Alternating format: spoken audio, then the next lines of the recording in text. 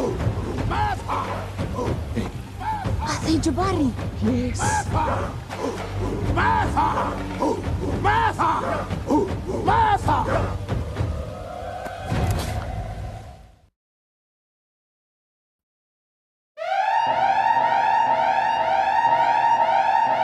Get your whiskey.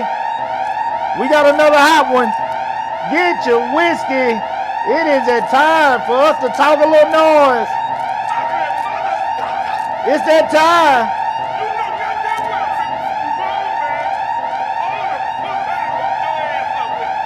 You better wear your bulletproof vest all day. Oh, motherfucker! Day!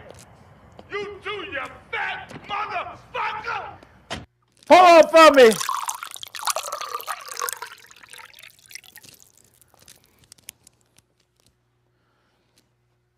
And we are live. Welcome to another episode of Salute the Real. If you are with us, you have got the price right. Please get you something to drink. Get you something to drink. Pull up with us, man. Enjoy your time. I am your host, Brandon Cooper. Yeah, let me give a hand clap for myself there. And with me as always, is my hard-working partner, the Ace Boone Coon, the brains behind the machine over here, the legendary, the infamous. I'm running out of words tonight. The great Mr. Do-Right. Mr. Do-Right, how you doing tonight, brother? What's going on? Yeah. I'm running out of words now. I'm sleeping tonight. Slipping over Shannon Sharp introduction tonight. Yeah, man. How you feeling, That's man? why he got that card in his hand. When he Yeah, for real. Yeah, it was written down. Somebody wrote that for him. Yeah, I've written down. Yeah. I'm good. I'm better than I was on Monday, but I'm good. Better than Monday. Okay, hey, man. So better today than you was at the beginning of the week. That's a good thing. Yeah. That's a great thing. All right. Yeah. And Hey, man. I'm walking on the bottoms of my feet. I know that's right, man. I know that's right. And above ground. So, hey, man, can't complain at all. Listen, guys, as always, thanks to those that have been following and supporting. Got some feedback from last show, man. As always, I appreciate it, man. You don't want to hear the feedback. Huh? Oh, well, they would. I mean, just really saying that it's the same thing that me and you are saying, that we're really coming along. He's like, cool, man, this is really, it's really, y'all are starting to look like an actual real show. Like, I mean, which it is, but, but it's just, but it takes people time to, accept it and accept the fact that, no, y'all really are coming on. Y'all staying pretty consistent. And that's all respect to Do-Right. Do-Right keeps me on point. He's coming through that door, man. So it all goes to him, guys. Seriously. I mean, I go to work. I go train them kids. I come home and I be up under that bed. And Do-Right beat me up these stairs every week. Every week he making it out and beat me up these stairs because I get off work. I don't want to do nothing. So I mean, so he's keeping us on point, guys. So respect to you, appreciate it, man. I think the thing gonna continue. It's gonna continue to grow because we're actually having good, solid conversations. We got another good topic today. I'm very fortunate, guys, with the work I do now that I'm able to really sit back and listen to a lot while I'm working, and so we got another one that I was very interested in, based on some stuff I was listening to today. Before we get into that, though, Do-Right, you got anything on your mind real quick you want to get off before we get into some things that I want to talk about? No. Y'all pull up because we got a few good things to talk about. I ain't got nothing. You ain't got nothing today? Not nothing today. Mm-hmm. We'll see what you got. Okay. So first of all, I want to talk about, guys, just on the sports side of things. We're paying attention to what's going on with Michigan now because Texas will be playing them in their bowl game. And today it comes out that the head coach for the Michigan Wolverines, Sharon Moore, age 39, he took over after Harbaugh left and went to the NFL as their coach. for Michigan now, and so Moore is being he's been fired with cause for allegedly an inappropriate relationship with his staff. Okay, this is a black coach, and real quick, let me look up something here.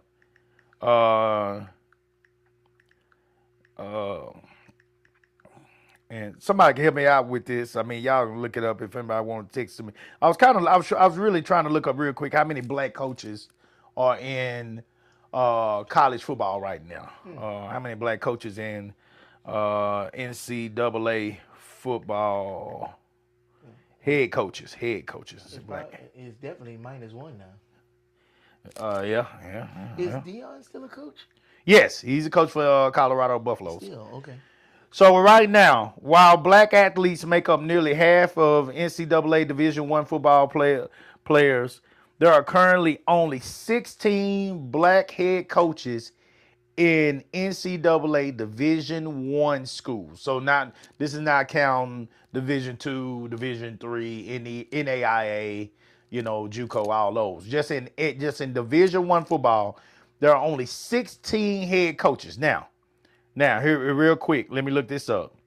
NCAA, how many Division I schools I say over are in NCAA 40, maybe? football? That's my guess, 40. No, it's way more than 40. Way more than 40? Way more. In Yeah. Division I? Yeah. Man, that's a big-ass division. Yeah. Now, when you say Division I mean, you're talking about, it's hard to explain. But yeah, you're talking about a lot.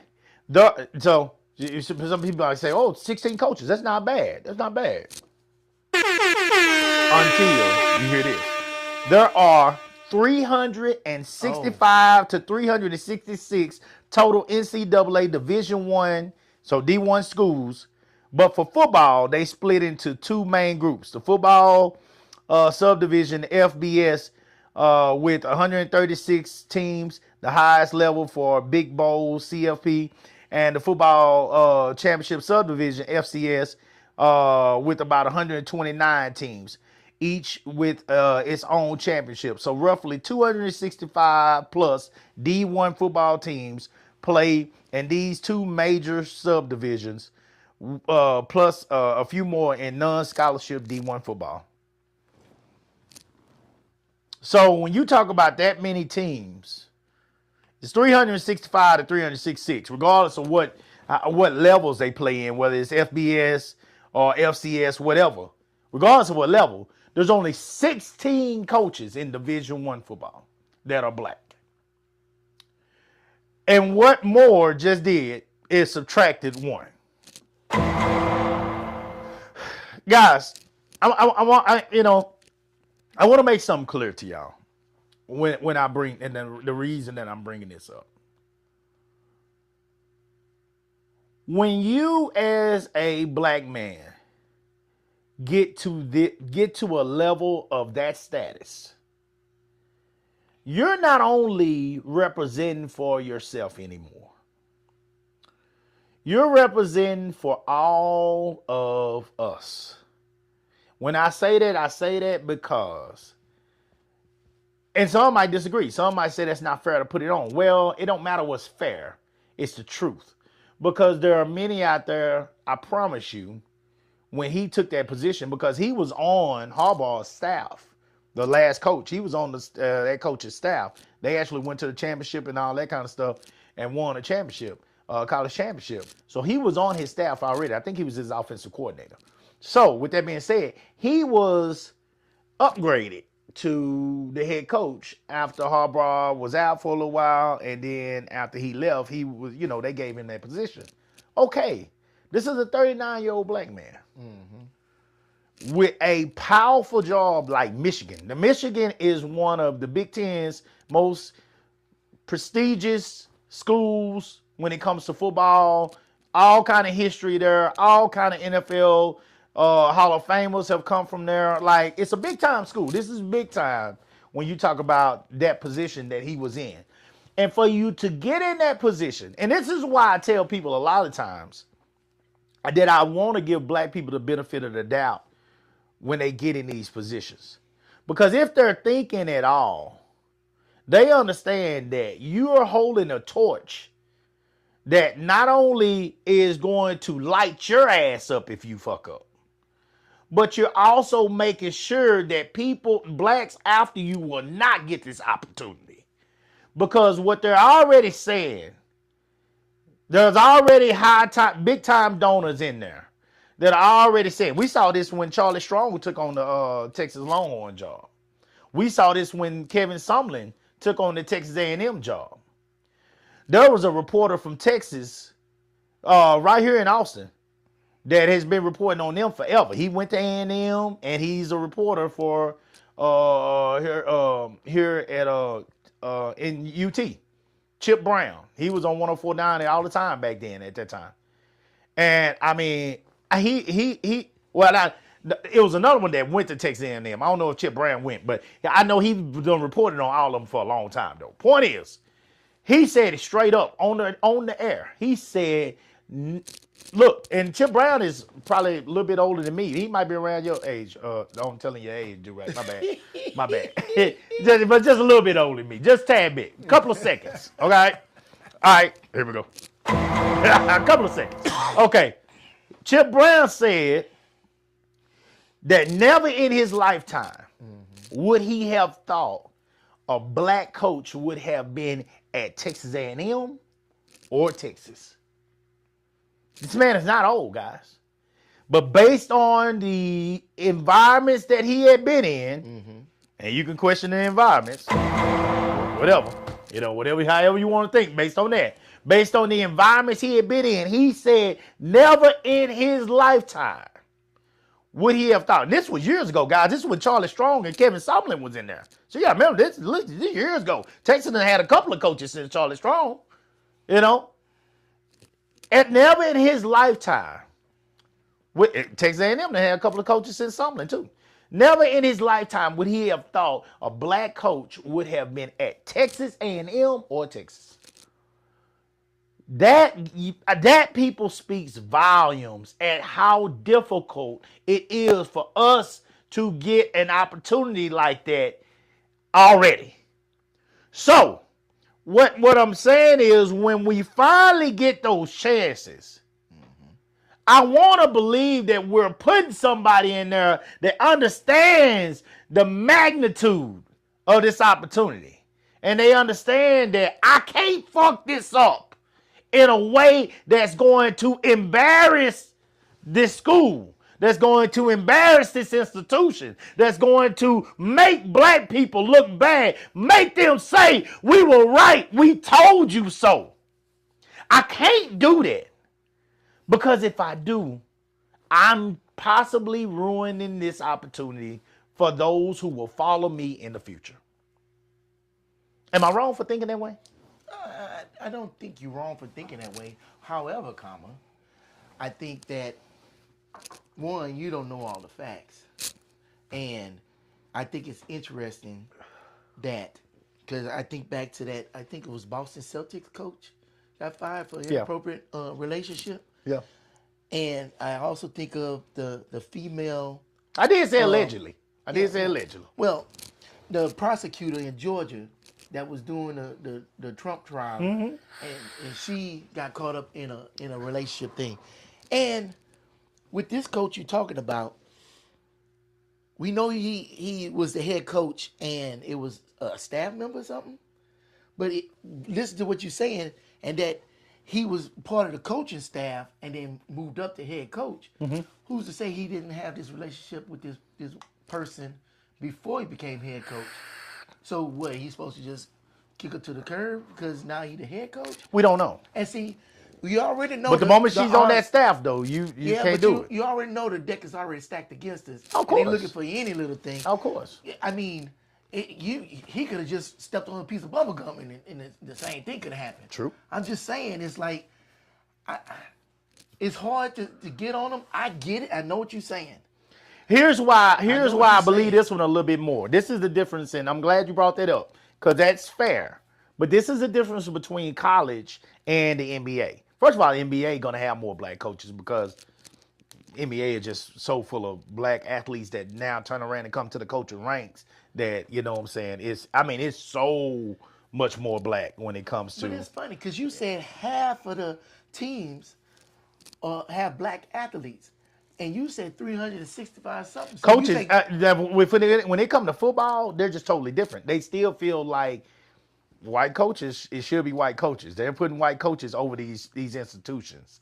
In the NBA, the owners are, hey, I need a man that can relate to these black artists, these So, athletes. how- So we're here. Are there more white coaches in the NFL than black coaches? Oh hell yeah. Yeah. Oh hell yeah. Oh yeah. That's football all the way through. I Because see. football is number one in America. Football number one. If they can't be number one with the athletes, we're gonna have the coaches. We damn sure gonna have the presidents at schools. We're gonna have the owners. You know, that's how it's looked So that's to why me. White quarterbacks are more prominent than black quarterbacks. Because usually quarterbacks. It has been. It has always been because the white man can outthink the black man, and so the quarterback position was not necessarily about. This is the word. The quarterback. Hey. That ain't what I'm saying. Let's make that clear. But this is the word. They can outthink and they can break down the defenses, and they're a better leader, and they better with blah blah blah blah blah blah. Okay. All this stuff. You know, and it's not just about being an athlete at that point. It's about the quarterback has to be the one that leads the team, guides the team, breaks down the defenses, puts them in the right places, blah blah blah. So all that different stuff. The quarterback has to be also the face of your team. You know what I'm saying? So who do you want to be the face of your team? A white quarterback or a black quarterback? And with mostly white owners, you know, of course, you know, you got white quarterbacks. I mean, but you know, I think that's slowly starting to change. I think you're seeing more black quarterbacks in the league now because they are expecting quarterback. The league is shifting, it's changing. You know what I'm saying? So we'll see. I think more black quarterbacks are going to have to go all the way and win it before they're truly respected. But I do feel like it is changing. More black quarterbacks. There's more black quarterbacks in the league now than there ever has been. So it is changing. But when it comes to the coaching side, I still think we're behind. That's why they came up with the Rudy Rule. You had to interview kind of like I guess in their eyes a DEI type hire. You had to have a black hire or a black interview at least on the panel. I don't even know if they still had it, but they came up with that at one point.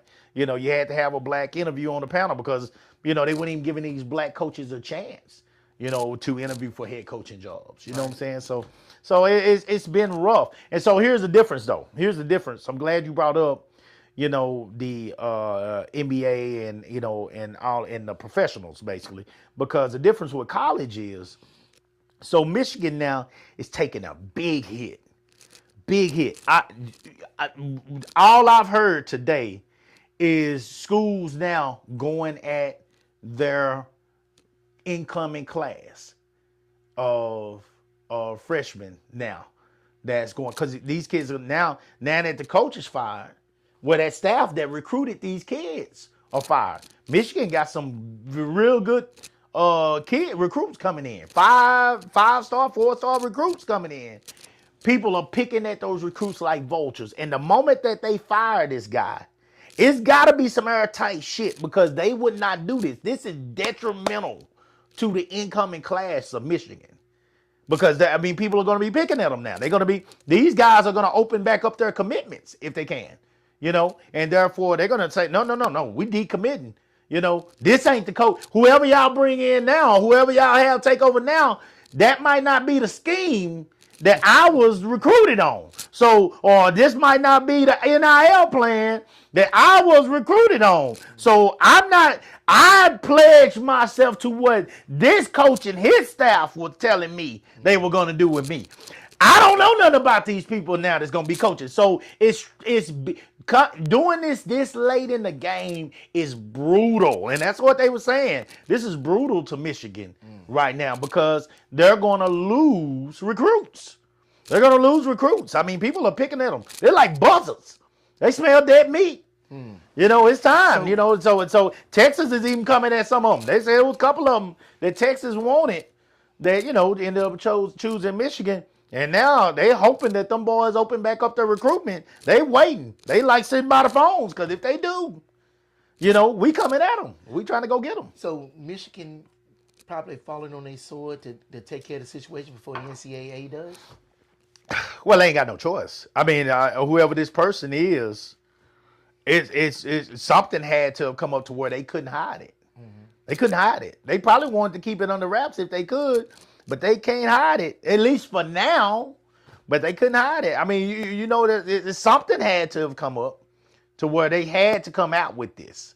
It was either you say it or I say it, or you take a risk at, you know, saying being wrapped up in this shit in a way you don't want to be, you know, because you're failing to adhere to whatever the rules are at this school. And if he's done something that's against the school policy or illegal, you know, then you're gonna have to let him go, or else. So I just thought of something. Since you're a coach, Yes, do you? this is major. well. Yes, Well, that's major. that's another reason I'm talking about this. Yes, glad you brought that up. Well, I haven't brought nothing up. Okay. I just say you're a coach. Yes. But with your athletes, do you like talk to them about the pitfalls of sports and fame and money? Because I mean, you're gonna have somebody that's gonna be talented and go far.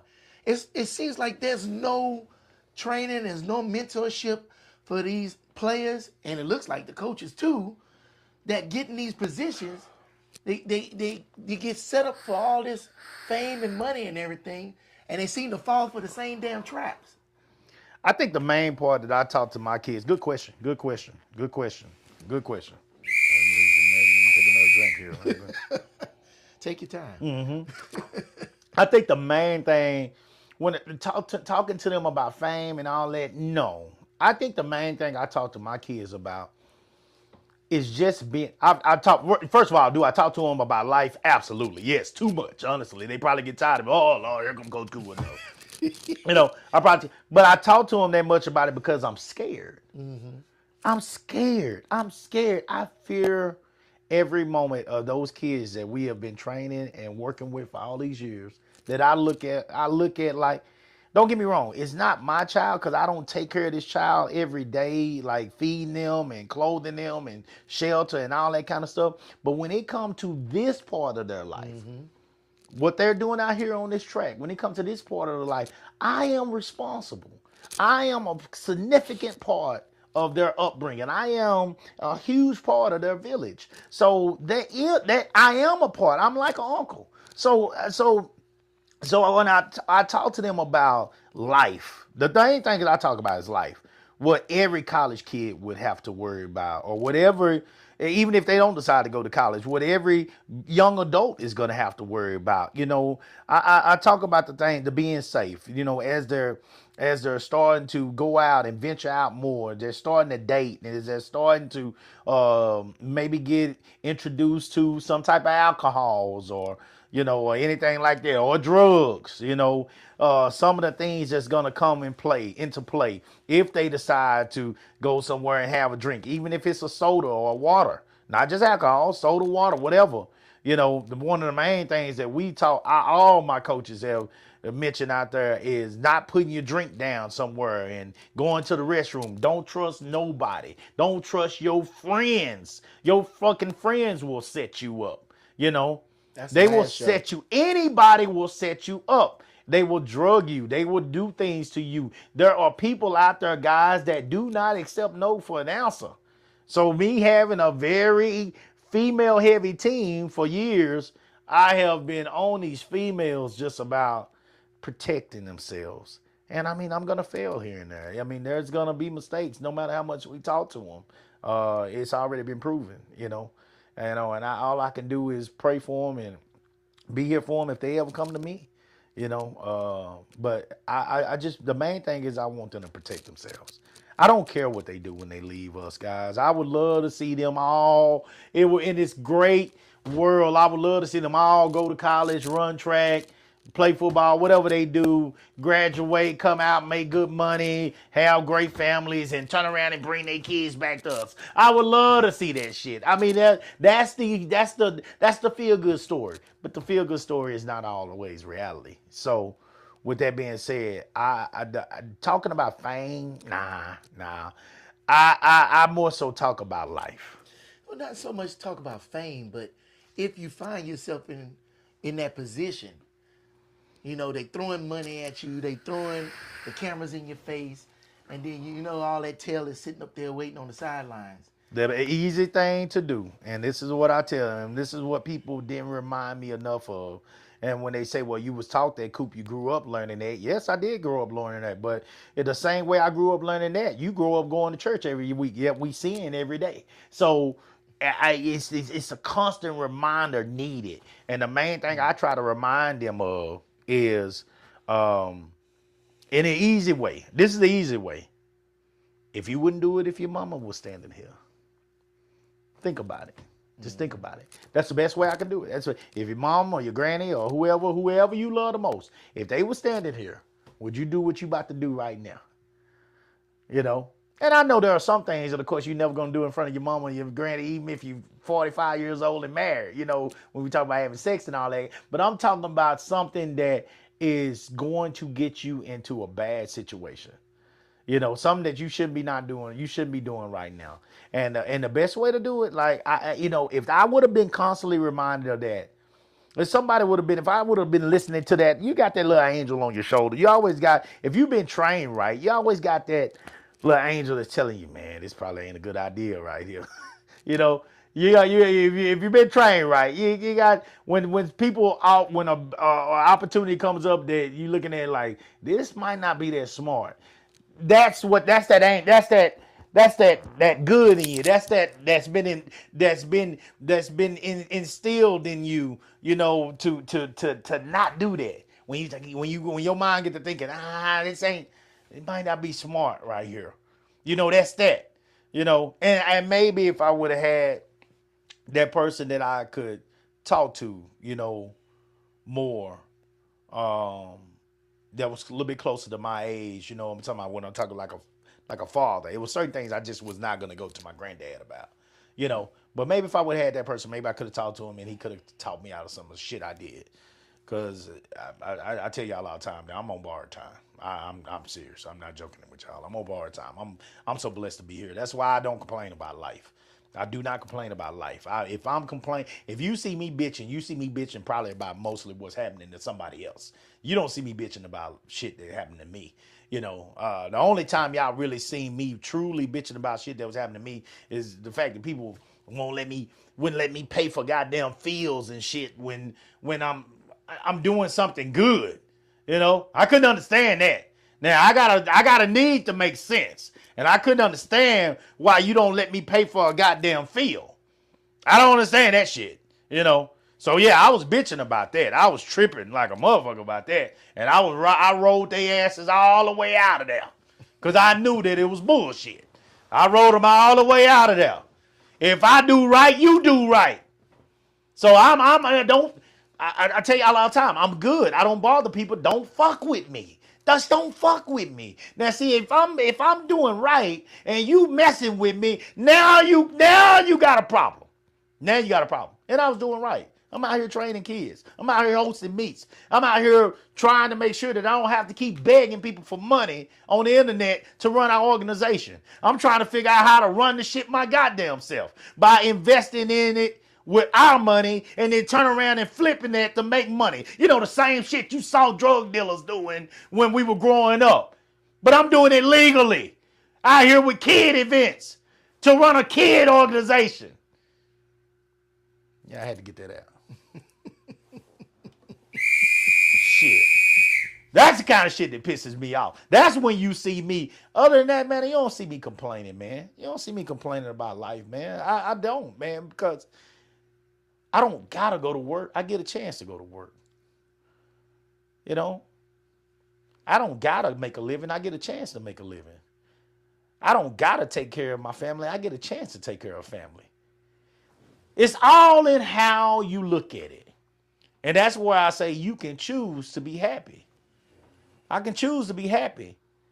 You know, I think everybody feels like, God damn, it's some days, man, shit, I don't want to go to work. I know goddamn well there's days I don't want to go to work. I don't ever want to work. But I get a chance to take care of my family. I get a chance to work. There are people out there that are looking for work. So I'm going to sit here and bitch about going to work. I get a chance to work with these kids that make me a better person. So I'm going to continue to bitch about the parents every goddamn day? No, I just bitch about them like once or twice a year now. I can't bitch about them every day. Just bitch about it once or twice a year now. You know what I'm saying? Just a few times a year. I just have to remind them that they are as blessed and as fortunate to have people out there like us that will put up with their asses as we are to have the opportunity to work with their kids.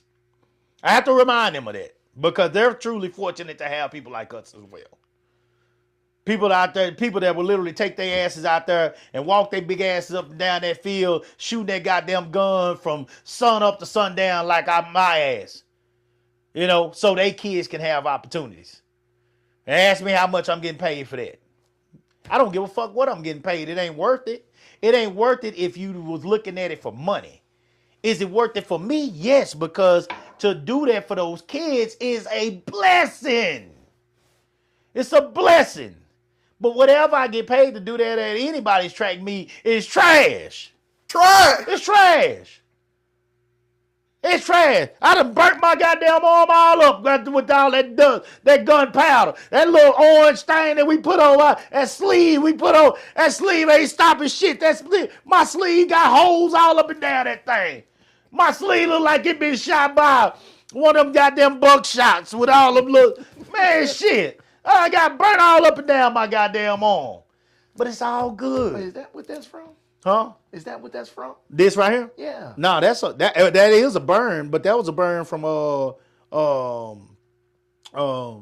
cryotherapy. My arm hit the side of that, or too close to the side of that. You ever seen the cryotherapy? Like you go stand in there? Oh, like The cryotherapy tanks. the tub where they put all the ice in it and you sit in it? Well, it wasn't no ice. It's like the smoke. They just pour that coal on and they turn the coal on and the smoke.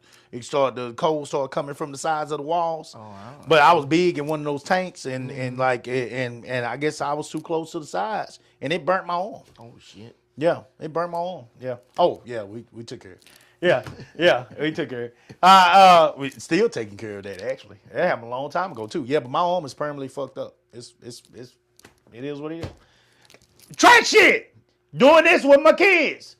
I was doing that with my kids.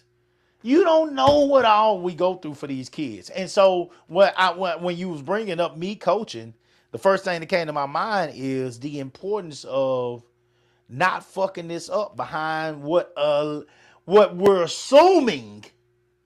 You know, because all this is alleged. We don't know the deal. We know, like you said, we don't know shit yet. And they say an inappropriate relationship with a staff member. Now that could be they were gambling together or something or shit. Who knows? You know, we don't know what it is. You know, but we're assuming that it was sexual. Most time you hear that, probably something intimate. You know, okay.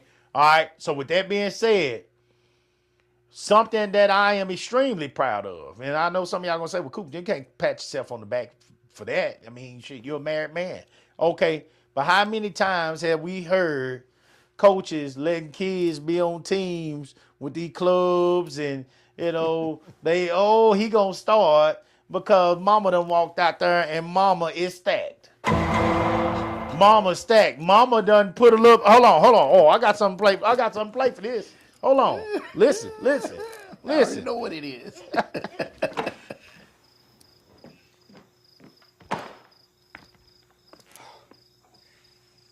Your mama sure does care about your schooling, son.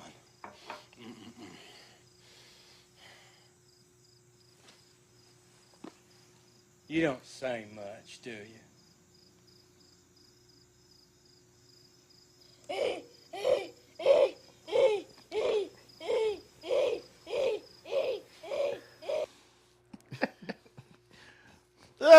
That old Forrest Gump. That boy say your mama sure does care about your schooling. Yeah, mamas care about their kids being able to get in the starting lineup.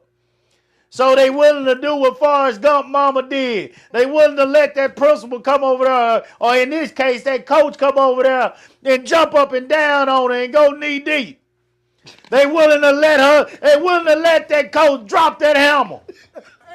I knew the hammer was They willing to let that coach drop that hammer so they baby can be the quarterback. They willing to let that coach drop that hammer so they baby can be in the starting lineup on that basketball team. That stuff happens. Y'all don't think it happened in track?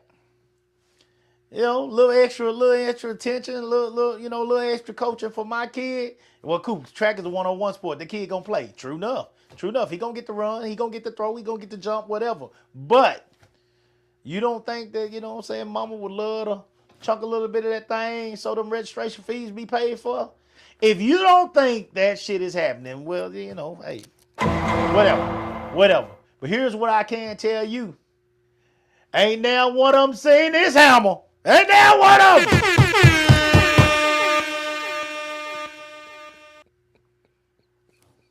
Now one of them.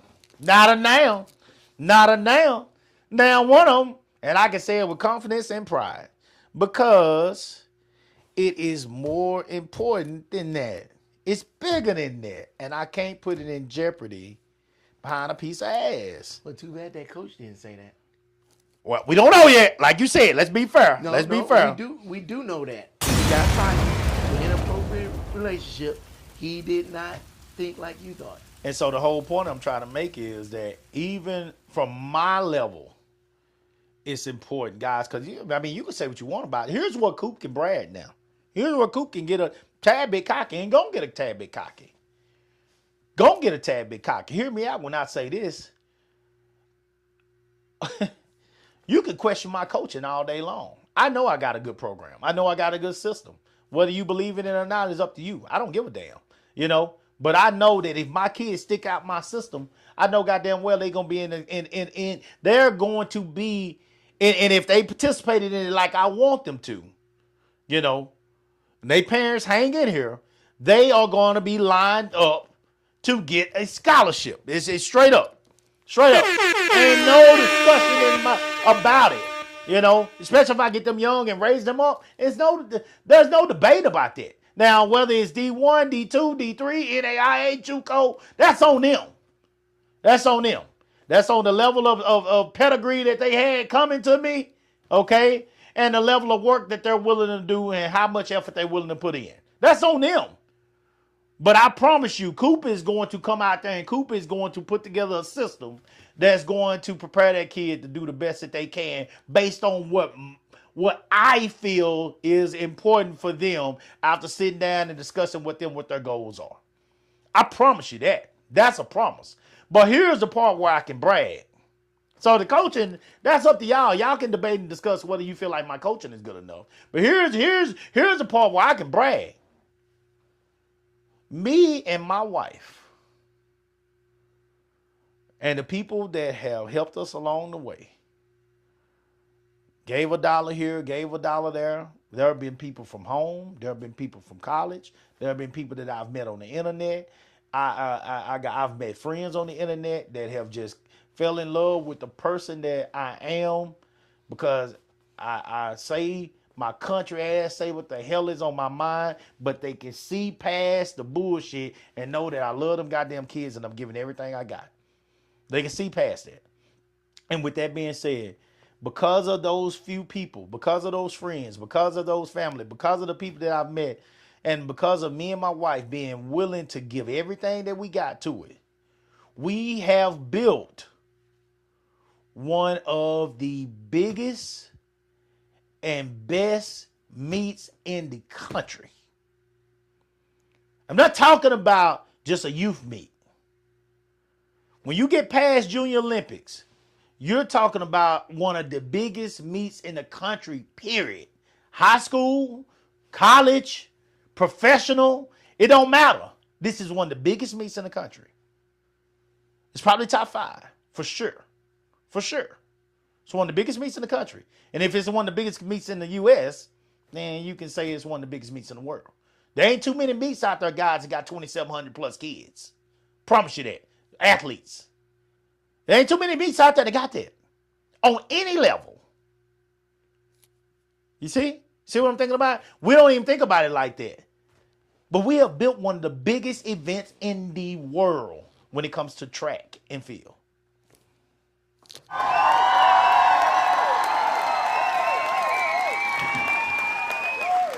Facts. Fucking facts.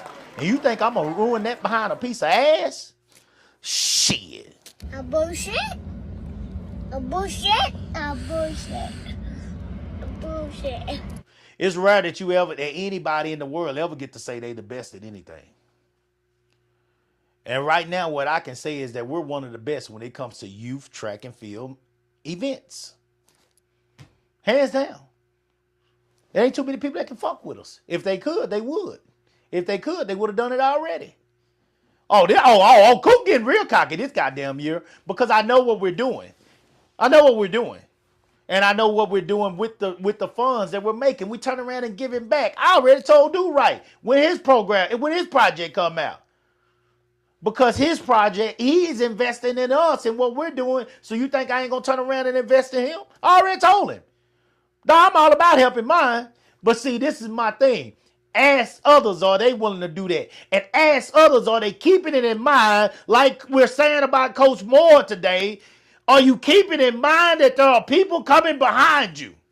Are you keeping in mind that there are people that are dependent on you to do what the fuck you said you were going to do when you took that job? You said you were going to do the best you could. And I understand that man is young. He's only 39 years old. He's only 39 years old. But when you got that position, there had to be a level of maturity there. You need to take your ass in that restroom. When you saw that bad woman, I'm going to assume that you didn't get us away behind a fucking 4. I'm going to assume you didn't get us away behind a broke ass 3. I'm going to assume you didn't get us away behind a raggedy ass woman. I'm going to assume that she was bad. I want to believe that she stepped through that thing and she was stepping like a quarter horse in a trail ride, and you were looking at it and you say, God damn, I got to have it. I'm gonna assume that she was bad, that she was something to look at. I'm gonna assume. No, please please don't do that. Please don't do that. Please don't do that. I just don't want to believe it. I don't want to believe it. You can assume. I don't want to. But reality always come back to slap you in the face. I'm gonna assume that that this was a stepping horse. This was a show pony. This was everything that a man look at and say, yeah, God damn, I see how hard it was for him on that one. But then I'm gonna turn around and tell you that you should have took your ass in that restroom. And you should have closed that damn door behind you. And you should have locked that door.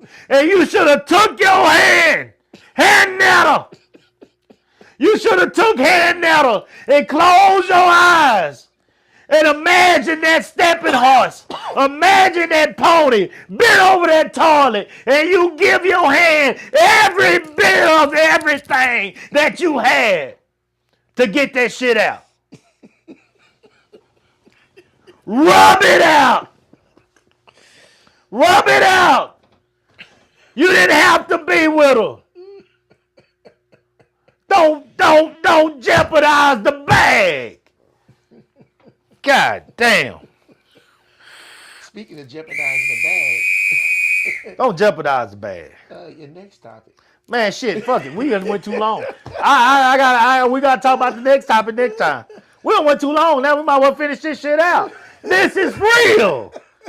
niggas get in these positions and they jeopardize that we gonna change the. I apologize for anybody that look on here right now because I put the topic on there. Oh, you did? We gonna change. We gonna change. Don't fret. That's why I don't put a title. Yeah, on yeah, it. you right. Cause we get to going and shit. Half time we don't never cover the goddamn title. Yeah, yeah. I'm gonna put don't jeopardize the bag, coach. That's gonna be the topic. Don't jeopardize the bag, coach. Don't jeopardize the bag. If you find a way to finally make a bag, don't jeopardize it. Not behind ass. Not behind ass. Man, come on, man. What are you going to tell him what you're trying to say? Because I know what you're trying to say. Go on and tell him what you're trying to say. Go on and tell him You what you're trying to already say. know. Go on and tell him what you're trying to say. When they Because start you elevating- leaving them you leaving them clueless. Go on and tell No, them. they not clueless. I guarantee you, everybody that's watching this knows Say exactly what it. I'm Say talking it. about. Salute the real. Say Oh, it. no, I said. Say it. Well, we all know when black men get up to those high positions, Uh-oh, here we go.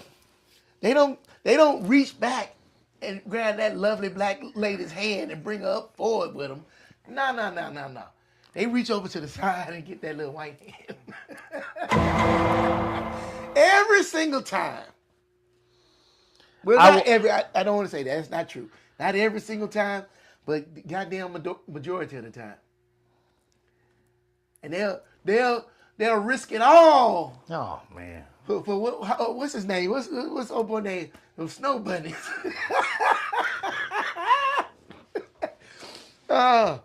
I can't think of his name. And, yeah, they'll do it. They'll risk it all. I'm praying. I'm honestly praying this do right is wrong. I'm praying that he's wrong. And I know that he's right in many situations. But I'm praying that he's wrong this time. I'm hoping that more did not do this because You know what? If it never comes out, it was. hey, but If it do come well, out, first of all, then it wasn't. let me make this clear, because we got white people that watch us, and it's all good. And I got a whole lot of white people that I cut for. So I want to make this clear. I don't give a fuck who you date. I don't give a fuck who you date. But guys, in this situation, let me make sure you understand what I'm trying to say here. You know, I don't know what Do-Right trying. I know what Do-Right's saying, and he's right actually. Because normally when black men get up that high, he got to have a white woman on his shoulder. We know this. It happens all the time. But All the time. it happens all the time, especially with coaching. But And we don't care they dating a white woman. It's just I don't give a damn. It's repeatable. It's the same thing happens Yeah, over and over. yeah. I don't give a damn who they dating, period. That's But black man kryptonite right there. yeah, it is. But I don't give a. I think it almost feels like you gotta have it to get the opportunity. And so he might be married. I don't know. We need to look up his wife. He might be married to one. I know they say he's married. Which that's a whole nother Oh, problem. boy. He got a whole nother goddamn He can't go nowhere. pile He of can't shit go- on his He hands. can't go right? to the field house. Oh or my the God, house. man, it's all over the country. It's all over the news. Yeah. You done embarrassed this woman on national. Oh. I'm gonna be honest with you. I hope to God he don't got a black woman right now. Yeah. Look, matter of fact, we better look this up. Let's go on and look it up. Yeah. Let's go on and look it up. Sharon Moore's wife. If he's smart, he deleted all that shit off of the internet. Oh my God. Oh my God.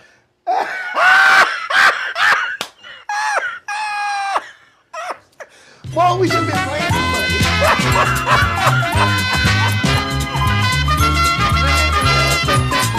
I just want the car.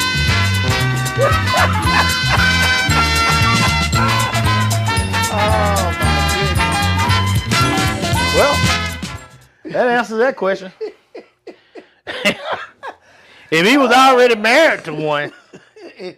He I know he didn't risk the bag for a black one. I know he didn't do that. Nope. It was another white girl probably that was walking around there. He was trying to make a vertical movement.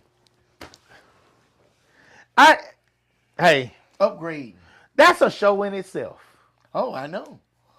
Because I don't understand why.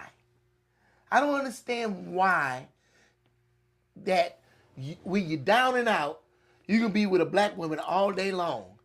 But then as soon as you sit up here and start achieving and you get up there, you start looking elsewhere. I don't understand why. Here's what I have heard. Matter of fact, I heard this with the Travis Hunter situation. And here's where the families get involved. one thing I've heard is that the white families, of course, you know they love sports. They love sports. They love entertainment. They love sports, and so they are donors. They'll invest money. They'll do all this. So if they got a little bread, they got a daughter that's going to college with you. You know what I'm saying? All this. You know, we've seen this. You know, and I'm not saying Travis Hunter. This was Travis Hunter's situation. I can't quite remember, but I know that. But the word was she was holding Travis Hunter down during that time when he was at Colorado. And what I've seen and heard is, and read, is that some of them white families would go and hold that boy down. They would take care of him. They would get him this. They would get him that. Well, yeah, when he yeah. was in school and he didn't have nothing. I definitely Take care of get the that. families. Do this. So basically, they are investing in him because they see the bigger picture. Whereas a black woman, you know, will get with him like, nigga, shit, I ain't got no money. I ain't got this, nigga. I can't do nothing for you. Even if she had money. Like, nigga, I ain't taking care of you. I ain't doing this. And so this white girl and her family has, and then the white girl is going to go to dad. Dad, he needs a car. You know, Dad, he needs this. Or Dad, he don't have clothes. And Dad, we got to take care of him. I need him to be okay. You know, I'm not going to be okay if he's not okay. Shit, Dad going to drop that shit off. And so they have held him down during that time. And then when he get to the league, all of a sudden we looking at why is this black man with this white woman, but that white woman and her family had taken care of that black man when he didn't have shit. I've heard it that way too. Now, when it comes to the coaching side, I don't know. But it just seems like on the coaching He side. used to play, right? Huh? Did he used to play? Who? The coach. Oh, I don't know. I ain't went back that far. A lot of them have, though. Yeah, A lot of them have. yeah. So you'd have to look at how long he been married and how long they were dating and all that kind of stuff. So, but I have heard that a lot about the players themselves, you know. And then when it almost feels like when you get to Charlie Strong came to Texas. I mean, he had a white woman too. You know, it was what it is. You know, so they almost when it comes to the football side, you know, because you had Smart that came to the basketball and Charlie Strong that came to football at the same time. Well, Smart had a black woman. Basketball again, you can get away with the black. You can get away with the black on the basketball side. When it comes to that football. Damn. You know, yeah. I'm just telling you. You can check me on it now. Check me if I'm wrong. Call me if I'm wrong. A lot of those black head coaches have had white women, you know. And I mean, here we go. Yet again. So I don't know, you know, how deep that is and why it's that way.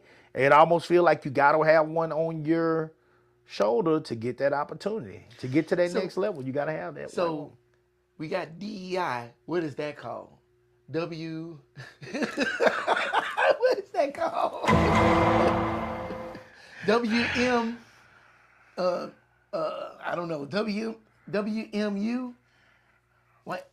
No, not WM. WWU. White woman upgrade or something. That way, I mean, head coach for Michigan. That's pretty way up there. He had to know some people and maybe grease some palms and stuff. And it probably didn't hurt to have She bending over. a little snow bunny on his arm. The Lord is my shepherd. do the He job. know what I want. Excuse me, brother. Miss Parker. Yeah, Can I talk Miss to you? Parker. Miss Parker opened doors. Open wallets. She's Miss Parker. Yeah. She's Miss You Parker. know? And I don't want to say that's how he got there. I don't want to say that. However, comma. He's clapping them cheeks. He been clapping them cheeks. Unfortunately, He been clapping them white cheeks. there's a lot of successful black men with white women on their arms, and they very successful. That is true. And you know, maybe they playing the game. They found the cheat code. They did up, down, left, right, A, B. And they winning now. Yeah. Yeah. They in God mode Yeah. until you don't grease the right palm. Shit, you know somebody knew you had that damn relationship.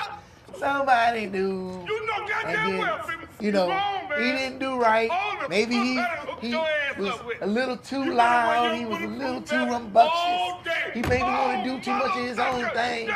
And they're like, look, you need to calm down. Fat Well, you forgot where you at. Yeah. Yeah. And he said, no, man, fuck that. I'm the head goddamn coach. I'm going to run this play. He said, okay, we're going to see. We're going to run an option on you. You know? He wanted to run the I formation. And they ran the H formation on him.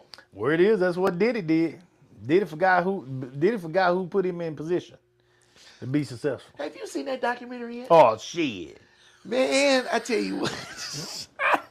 For one, I didn't really know what the damn documentary was supposed to be about. Because they blamed him for everything. Diddy.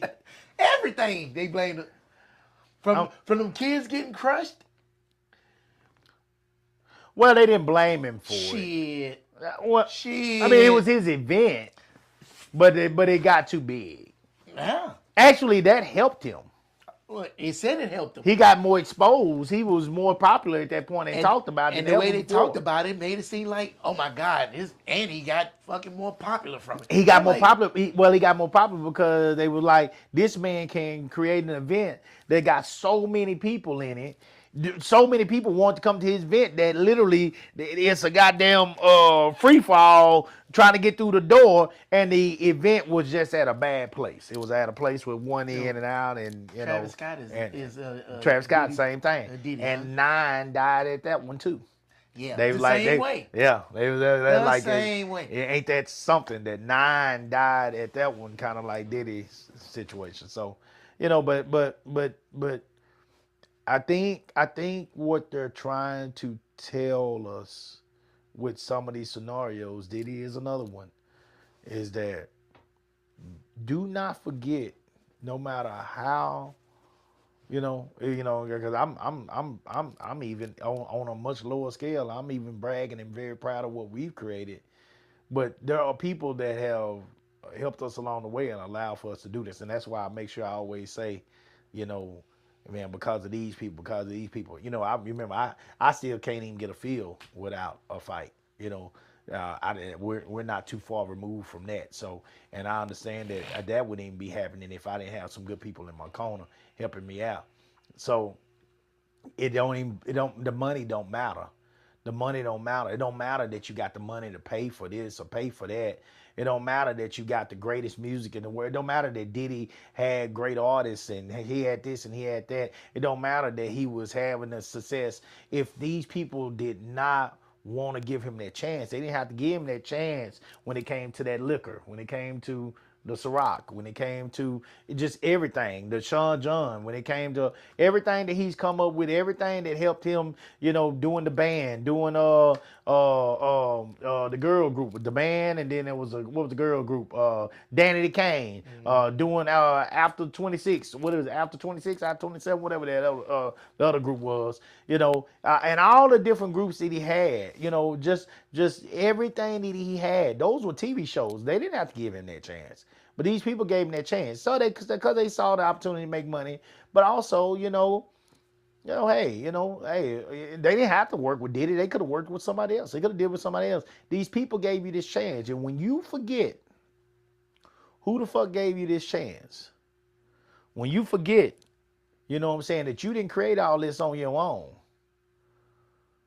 you are putting yourself in a place of very difficult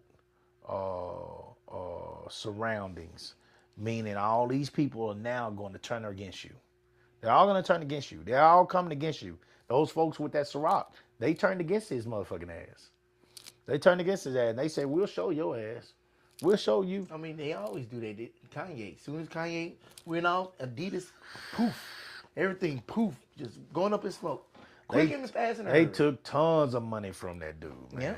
They took tons of money. And then what did he say? He said something about the Jews. And Diddy, and all the money that man has made, and we'll talk about Diddy. We'll talk about Diddy because this shit is deep. We got to put a whole show on this shit. But all the money that dude was making, you know, I mean, that special said that it was people that in his circle, man, that was, they was completely beneath- broke. Yeah. You sorry motherfucker. dog. I'm gonna tell you something, and I mean this, dog. I mean this. This is one thing. This is another thing I can say, and I'm getting to the point, guys. You know, I'm always poor man trying to make it. That's that humble shit. But I am very proud of some things, and I'm very cocky about some things. I can't be doing well. And I'm not even doing, dude. I'm fucking clean. I'm out clean early in the morning and shit every day. I'm not. It's not like I'm winning, but I can't be on a path to any type of success. Yet all the people around me are broke. All the people around me ain't doing shit.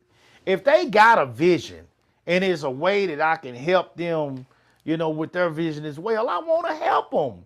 What kind of person are you? And this is just my personal opinion. You don't have to agree with me on this. But to me, what kind of person are you? If all the people that you hang with, you socialize with, you talk to on the phone, you know, blah, blah, blah, whatever. If they're trying, now, if these people ain't trying, if you don't see them trying to do nothing, if you don't see them trying to come up with nothing, if they ain't got no hustle about them, you know, that's a different conversation. You know what I'm saying? But if these people are trying and you see a way that you could ad-lib them into something that you do to help them get some extra funds, why wouldn't you do it? If these people are signed under you like they were signed under Diddy, and they're telling you, I'm broke, help me out. Craig Mack's wife said, man, he came to Diddy one time, didn't have a dime to his goddamn name. And he asked Diddy for, Diddy, let me hold a little something. Said Diddy brought out big ass wad of hundreds and pulled $100 bill off that wad and gave it to Craig Mack. This is Craig Mack. This is Flavor in Your Ear. This is Diddy's first big single, you know, under his empire. You know, Bad Boy. You had Diddy, you had Craig Mack on one side and Big E on the other side. They call it the Big Mac. They put it in like a McDonald's thing, and they call it the Big Mac, and that's what he gave him the check in. You know, they gave him their check, and after they got their check, this is a sorry. Let me tell you, this motherfucker. Let me tell you how sorry some of these niggas are out here, man. Let me tell you how much niggas vouch for themselves and themselves only. They care about themselves and themselves only. This motherfucker, Biggie, helped make you who you are. He opened up the doors for you. Biggie's death opened up the doors for your career as an artist. Let's be 100 here. You would have never had those opportunities without Biggie Smalls. And the word is based on that documentary. Motherfucker, when Biggie died, you threw this lavish funeral with all this bullshit and took that out of Biggie's earnings. That documentary is biased. I'm just saying. Just it ain't gospel. It ain't It's gospel. one-sided. It ain't gospel. That's one side told. Yeah, because it could have been he had a knot pulled off 100 and gave the knot and he kept 100. True. We don't know. True. Respect all that. But if that's true, boy, you ain't shit. Okay, Facts. here's another Now, part. that's facts. Here's another part. And here's another part. Old boy Kirk in that documentary. Kirk is one of the main ones that were talking. The main one that was down with Diddy from the beginning of Bad Boy, that he put the 25% in his name and 75% of Bad Boy in his mama name. Yeah, I remember and he had to do that because of that incident that happened with the concert that place, and them people died. Okay, so let me I don't want to put nothing in my name because these people come back and take everything from me. All right, very smart. This man comes back to Kirk after that shit pop, after everything hit. Come back to Kirk with a baseball bat. That's what Kirk say. Yeah, I seen that. Yeah. Come back to Kirk with a baseball bat and demand his 25% back. This man also sexually assaulted Kirk. You fucked that man. Literally. You fucked him with your hog and you fucked him out of his finances. I don't know what happens to people like Diddy. I want to believe that something, when his mom was having all these alleged parties back in the days and entertaining men, because she did say she was dancing back then. She had the 20 jobs, whatever she said, how many jobs she said. And she said that she was also working late night, after hours spot. And they said that she was entertaining men, and there was allegedly some dope selling and all this kind of stuff going on because his daddy was a hustler. I think mom kept that stuff going when daddy was gone. I want to believe that mom doing that. Mom was allegedly having some freak offs herself. So Diddy seen this stuff possibly through his mom, and I want to believe that something happened to Diddy during that time. I just want to believe it's something. Normally, when your kid is in situations like that, somebody ain't going to play the game fair. And somebody's going to take advantage of the opportunity. And when you're slipping and you're not paying attention to what's going on, somebody is going to hurt those close to you. And I want to believe that Diddy was hurt. I want to believe he was hurt. I want to believe that he was hurt. He wanted to be powerful. He wanted to be like his dad. He wanted to be looked at as tough. And when he finally got to the point to where he had the ability to be that person, he had no limits to what he was willing to do. If this is true, you say, cool, why would it happen? Well, that's how I believe. I believe that people like that constantly are trying to prove themselves. I believe people like that are constantly trying to make sure that they are never hurt like this again. And you say, why do you think that? Good question. Well, I know people that were broke coming up. We were broke, but I know people that were broke coming up that literally won't spend a dime now. Every day they wake up is about, I was very cheap. People know me. I was very cheap kind of growing up. I done kind of opened up a little bit, what I'm saying, with the stuff I'm willing to invest into these businesses. But I was very cheap growing up, but it's one of them things when people are hurt, they're molded and their lives change based on the struggles that they had or based on the things they went through. You change, right? I mean, based on those things. If you went through some things, those things are going to help mold you into the person that you are. If you want to be a better person or you want to make sure this shit don't never happen to you again. Or because you was this kind of person, because they say, kids that grow up watching dads beat their mom, boys grow up watching dads beat their mom, end up sometimes beating women as well because you grew up seeing it so much. So a lot of this stuff kind of impacts you. By the way, they said Diddy slapped the shit out of his mama too. So you wonder if this is stuff that he saw. You wonder if this is stuff that occurred, that happened to him, that made him this person. And again, like the coach at Michigan, threw away the bag. Threw away the bag. I don't know how many millions Diddy had. I know he hadn't reached billion yet. I don't think he had reached billion yet, but he was close. He was close. If he hadn't reached it, he was close. He was right there. I actually think he did reach it at one point, as far as Forbes was saying. But if he didn't, he was close. He was way up there in the 100 millions. Way up there. He was damn close. And so with that being said, like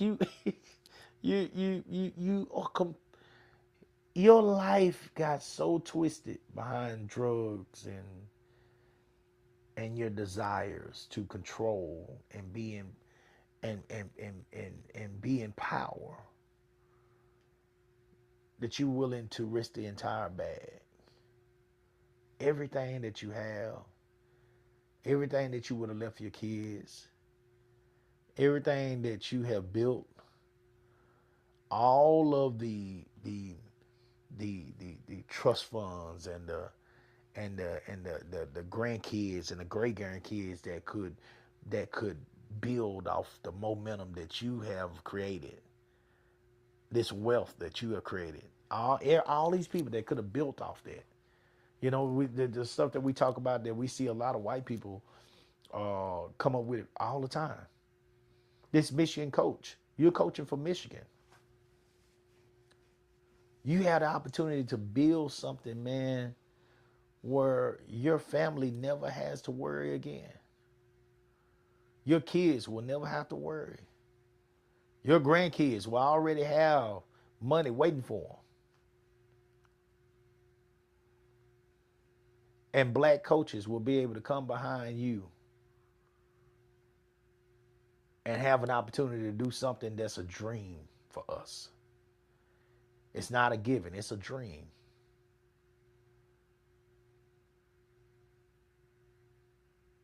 And I'm not trying to say that I'm perfect at all, because we all know that men aren't dead. Do-Right ain't dead. I ain't dead. Badass woman walk by, I might look at Do-Right and say, did you see that? God damn. What I am trying to say, though, is if you're in a position where you got something good, and you know you got something good going, I'm asking us all to try our best.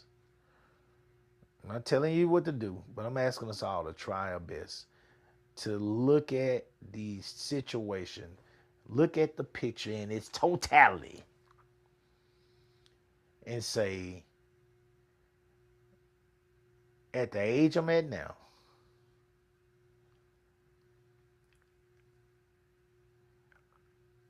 is that 40 pumps, 30 pumps for some of y'all probably 5. Some of you won't get out your drawers good without throwing up all over your drawers, all over your zipper. Is them 30 pumps, them 40 pumps, or whatever it is, that hug, that kiss, that rub on your ass, you know, that blowjob, whatever she gonna do. Is it worth the bag? Is it worth the history? Is it worth what you're creating for your family? Is it worth the impact that you're having? It's a lesson for all of us. It's a constant reminder, just like going to church every week for all of us, because the flesh is weak. It ain't like my flesh is any stronger than yours. But I do understand that there are some things that just ain't worth ruining the bag. Some things that just ain't worth ruining the legacy. Some things that just ain't worth ruining how you feel about yourself and how your kids and your family feel about you. I wish Coach Moore all the best, because he's a young black man that obviously done made a mistake. But I pray that we all see his situation and we decide to make better choices when we come into a situation like this, so that we don't ruin the bag. That's what I got.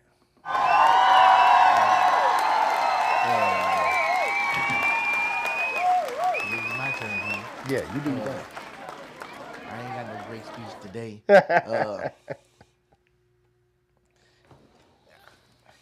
You know, if you get up there, why not reach back and pull somebody with you? You know, you can still get opportunities with that person too. And the opportunities you get, you might feel just that much better about them. You might get sleep at night. You might, I don't know. You might not find yourself in situations like this if you sit up here and pull somebody along with you instead of trying to find somebody over there at that spot. I don't know. I got mine. I'm pulling mine with me. Shit. Yeah. You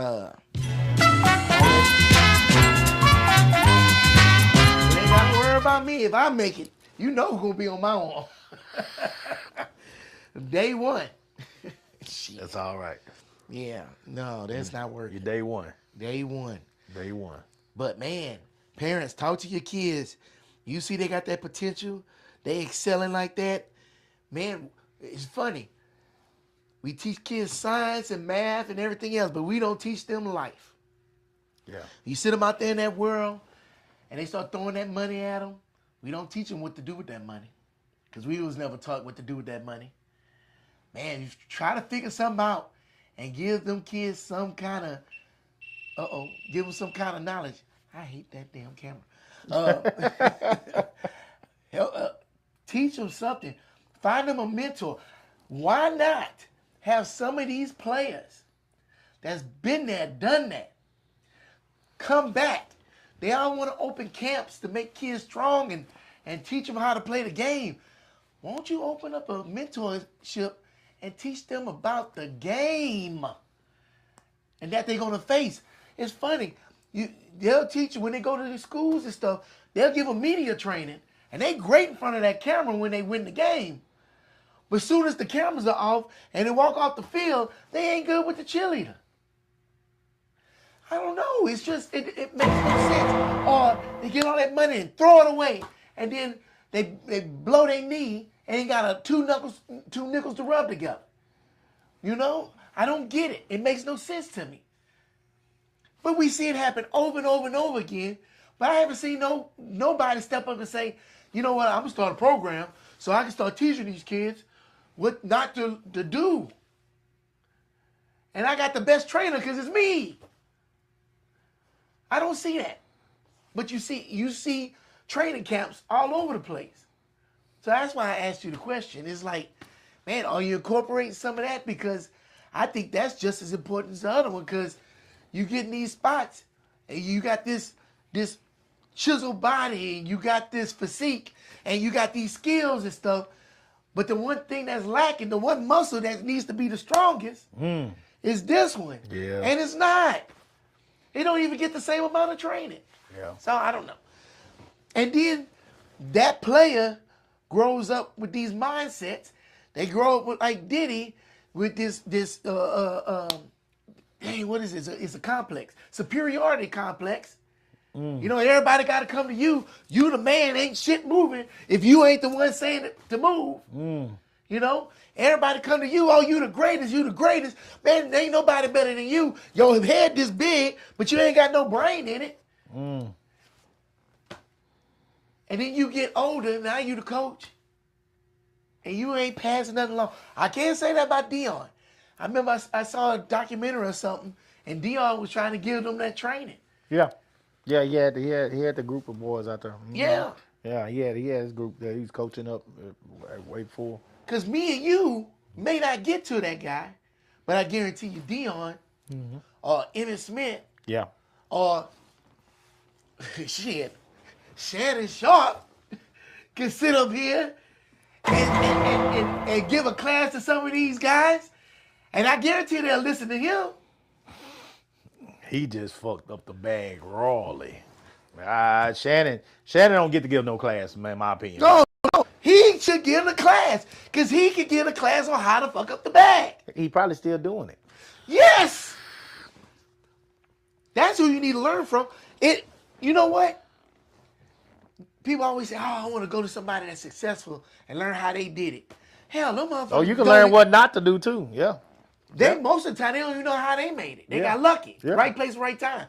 But everybody that didn't make it, you learn way more lessons from them. Yeah, you can learn what not to do. Yeah, Hell. you can absolutely learn what not to do. Go He find, fucked up $100 million. go ask the local crackhead. I guarantee you, he can tell you a list of shit you shouldn't do. He fucked up $100 million. And that was just the deal that he was Yeah. gonna have with ESPN. He ain't talking That don't about even all the include other the deals we money don't he even know. paid her. So- that don't include what he had to pay her. So Some I've heard 30 from some people. I've heard 50. You know that he had to pay her. I tell you what I did hear though. She ain't no OnlyFans member no more. well, yeah, she don't need to be. But then again, she probably making more of an OnlyFans than she would make with that little settlement. That's probably chump change to her. I doubt it. I don't doubt it. 30 I do. million? Bruh, you know how much ain't these making that motherfuckers making on Man, that? that bitch ain't that bad. She ain't that bad. Trash. No. Try Gotta be bad. That bitch ain't that bad. She's infamous. Man, fuck that, man. Oh, what? Cool. Fuck that. I know they make money, bro, but I ain't giving her that. How many no-name brothers would Trash. love to get with somebody and be able to brag about it? And they willing to give away their little hard-earned money to do it. Fuck that trash. She Man. trash.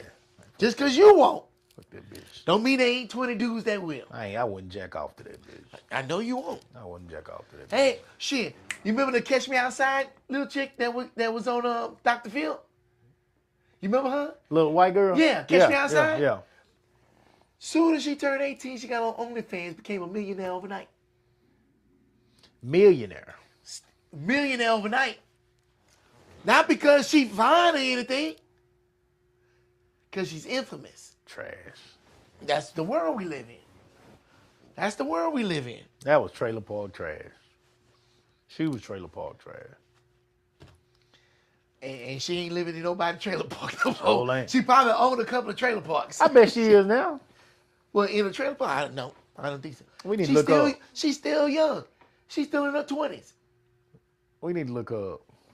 I don't even know her name. Yeah. All I know her by is Catch Me Outside. Catch you outside. That's all I cared about. I laughed at the video and kept it moving. Yeah. Well, That's all I got. yeah. Hey, man. Yeah. You made a good point. Reach back and grab one. I mean, you know. One that understands who you are. You know your struggles. And like Coop said, you can be with whoever you want to be. And I don't care. But man, it'd be nice to see some strong black couples up there at the top. Yeah. I'm just saying. Yeah. Yeah. If she could cook you some ramen noodles, Mm. I'm just saying. All right, guys. I hope that look, my cousin Chris, I need to be your special guest. Hey, Kinfolk, whenever you want, man. You here? You welcome, brother. Elvin Fisher, amen, and John DeFlag, what's good, fellas? Hey, man, salute to you, brother. Appreciate y'all stepping by and talking to us. Listen to you, man. All I want to say here, man, is that this is a big thing, guys. I just, when you get to these opportunities, man, when you get these chances in life, just understand that there are people out there looking up to you. As always, I know that, Barkley said way back, he wasn't a role model. But I know that there are people that are out here looking up to you and want to be who you are. And also understand that, there are people in place that gave you this opportunity. And if you fuck this opportunity up, that there's a chance that the ones that look like you will not get that opportunity again. All right? There's a good chance that's going to happen. So let's keep that in mind, as you make these decisions when you get to the top of the mountain, however you want to get, whatever you want to call it. All right. Look, man, we appreciate y'all continuing to show us some love, continuing to check on us and have conversations with us. Well, we salute the real over here, and we are real about it when you hear us talking. We'll come back on Monday. And we'll try to do it better than we did today. Until then, guys, salute the real.